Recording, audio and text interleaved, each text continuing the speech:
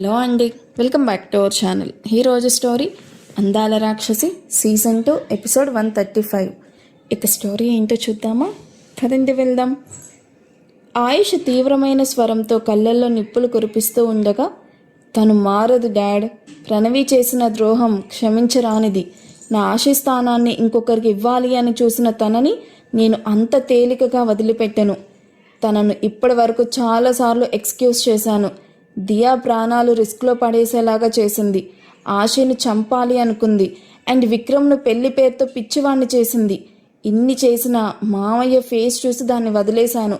But ఇప్పుడు మామయ్య కాదు కదా, ఆ దేవుడొచ్చి చెప్పిన ఈ విషయంలో నేను వినను. ప్రణవి అక్కడే ఆ చీకట్లోనే తన తప్పుకి శిక్ష అనుభవించాలి అంటూ గంభీరంగా చెప్తాడు. ఆయుష్ మాటలకి డైనింగ్ టేబుల్ దగ్గర ఉన్న వారంతా ఒక్కసారిగా సైలెంట్ అయిపోయారు. ప్రణవి చేసిన మోసాలు కుట్రలు గుర్తొచ్చి అందరి ముఖాల్లోనూ ఆందోళన కోపం ఒకేసారి కనిపించాయి. ముఖ్యంగా విక్రమ్ మొహంలో నవ్వు మాయమైపోయింది. ఒకప్పుడు తన ప్రాణం కంటే ఎక్కువగా ప్రేమించిన ప్రణవి తనను పెళ్లి పేరుతో తన జీవితాన్ని ఎలా ఆటబొమ్మలాగా ఆడుకుందో గుర్తొచ్చేసరికి ప్రణవితో తనకున్న మెమొరీస్, తన ప్రేమను ప్రణవి ఎంత చీప్గా చూసిందో గుర్తు రాగానే టేబుల్ కింద అతని చేతులు కోపంగా బిగుసుకున్నాయి. విక్రమ్ మానసిక స్థితిని గమనించిన వేద నెమ్మదిగా అతని చేతిపై చేయి వేసి ఓదార్చడానికి ప్రయత్నిస్తుంది. మరోవైపు ఆయుష్ కళ్ళల్లో కనిపిస్తున్న రౌద్రం చూసి సూర్యదేవికి ఏం మాట్లాడాలో అర్థం కాలేదు. కొడుకు మనసులో ప్రణవిపై ఉన్న కసి పగ ఎలాంటివో ఆయనకి స్పష్టంగా అర్థమవుతుంది. ఆయుష్ తీవ్రమైన స్వరంతో అన్న మాటలు విని అక్కడున్న వాతావరణం ఒక్కసారిగా బరువెక్కిపోయింది. రాగిని ఆ సిచ్యువేషన్ని నార్మల్ చేయడానికి ట్రై చేస్తూ, కన్నా ప్లీజ్ కూల్ అవ్వు, ఇప్పుడు ఆ విషయాలన్నీ తవ్వుకొని ఎందుకు బాధపడ్డాము, ముందు నువ్వు ప్రశాంతంగా డిన్నర్ చెయ్యి అంటూ రిక్వెస్టింగ్గా అడుగుతుంది. ఆయుష్కి అక్కడ ఒక్క క్షణం కూడా కూర్చోవాలి అని అనిపించడం లేదు. అయినా ఇప్పుడు తనకున్న కోపంలో తినకుండా వెళ్ళిపోతే రాగిని బాధపడుతుంది అని తన తల్లి మాట కాదనలేక ముఖం గంభీరంగా పెట్టుకొని కష్టంగా ఒక్కో ముద్ద నోట్లో పెట్టుకుంటూ ఉన్నాడు. సూర్యదేవ్ గంభీరంగా ఉన్న ఆయుష్ వైపు చూస్తూ, కృష్ణదేవ్ తీసుకున్న నిర్ణయం వల్ల ప్రణవి మారడం పక్కన పెడితే ఆయుష్ గుండెల్లో రగులుతూ ఉన్న మంటని మరింత ఎక్కువ చేస్తుంది అని మనసులోనే బాధపడుతూ ఉంటాడు. సూర్యదేవ్ నెమ్మదిగా ఆయుష్ వైపు చూస్తూ, నువ్వు ఆలోచించేది కరెక్ట్ కావచ్చు ఆయుష్, కానీ ప్రణవి మహల్కి దూరం ఉన్నంతకాలం కృష్ణదేవ్ ఇక్కడ అడుగు పెట్టాడు.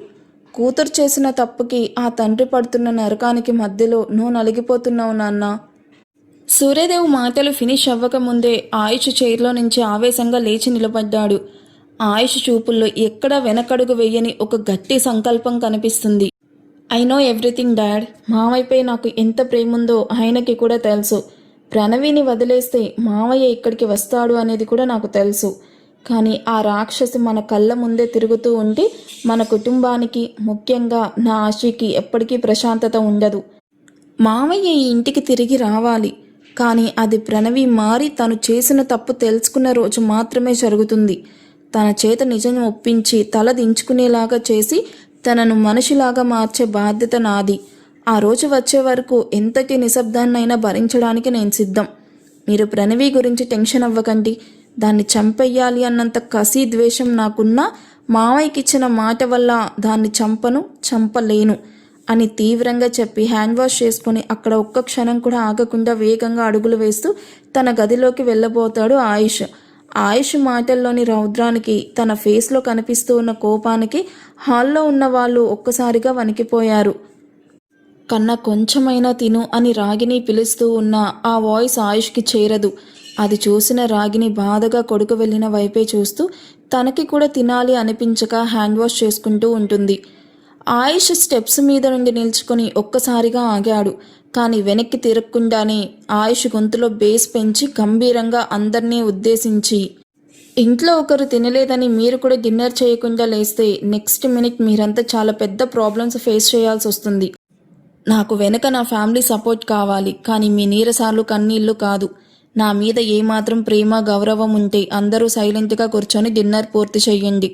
నా ఫ్యామిలీ హెల్త్ పాడైతే నేను అస్సలు తట్టుకోలేను. ఇది నా రిక్వెస్ట్ కాదు, వార్నింగ్. ఆ మాటల్లో ఎంత డేరింగ్ ఉందో అంతకంటే 100 రెట్లు తన కుటుంబంపై ఉన్న ప్రేమ అందరికీ కనిపించింది. ఒక్కసారిగా అందరి ముఖాలలో ఆందోళన పోయి ఒక రకమైన ధైర్యం వచ్చింది.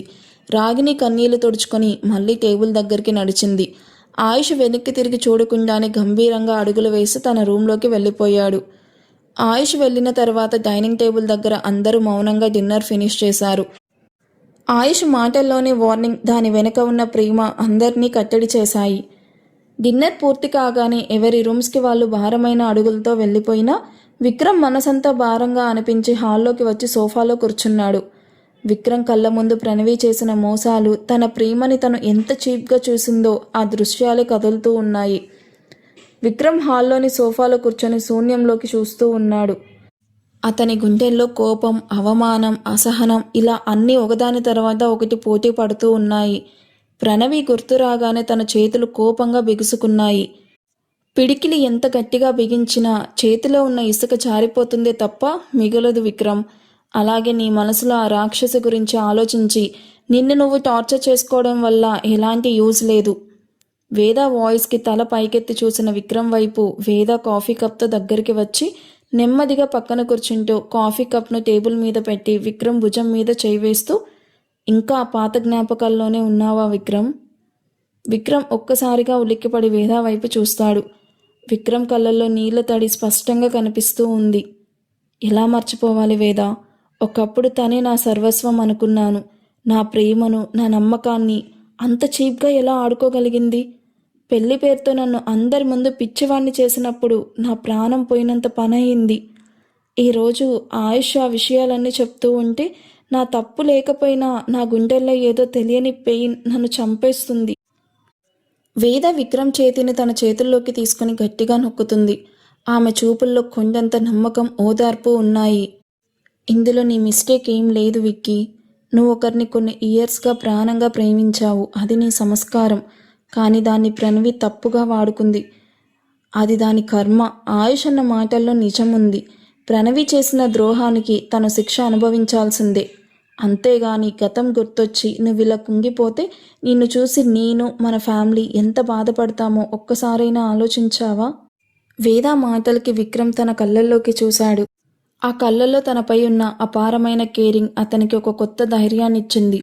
వేద మాటలు విక్రమ్ మనసులోని గాయానికి అమృతంలాగా పనిచేశాయి.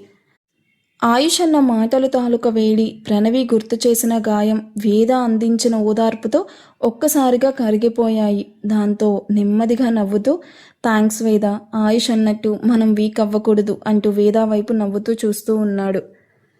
ఈ ఎపిసోడ్ ఎలా అనిపించింది? మీకు ఎలా అనిపించిందో కామెంట్ చేయండి. వీడియో నచ్చితే ప్లీజ్ లైక్ చేసి హైప్ ఇవ్వండి. Thank you for watching. Bye.